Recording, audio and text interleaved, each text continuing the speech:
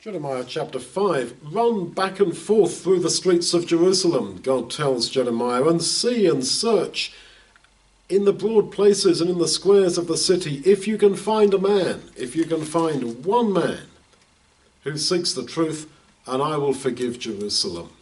So, God is in search of man. The Bible is not a riddle to be solved, and when you solve it, well, then God is there for you. No, he is far more proactive than that. God is searching. Jeremiah was representing God, running around in the streets of Jerusalem, looking around the squares of the city to see if he could find anybody. And so when you preach the gospel, God is behind you because he is in search for people. And if you are his searcher, he is absolutely behind you. The other thing that comes out of this is that just one person who could be found could have turned away God's wrath from Jerusalem.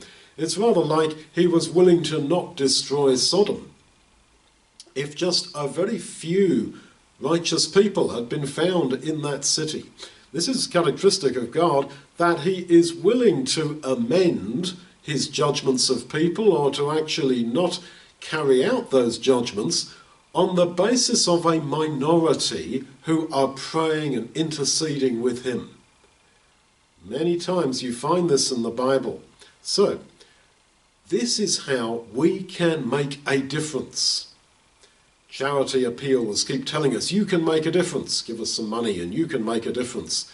And yes, in a very limited way, but the ultimate difference that you can make to someone is the difference between eternal life and eternal death. You can make that difference. Not simply by preaching to people, but by praying to God for people, by interceding with him for those who are slipping away in their faith, for those who sort of do believe, but there's a gap between them and what is really needed. And it is that gap that God allows us to make up. Now, that is what gives man significance. That is what gives meaning to life and existence, that we can make the most radical difference in the lives of others between eternity in the grave, in non-existence, and eternal existence in God's kingdom.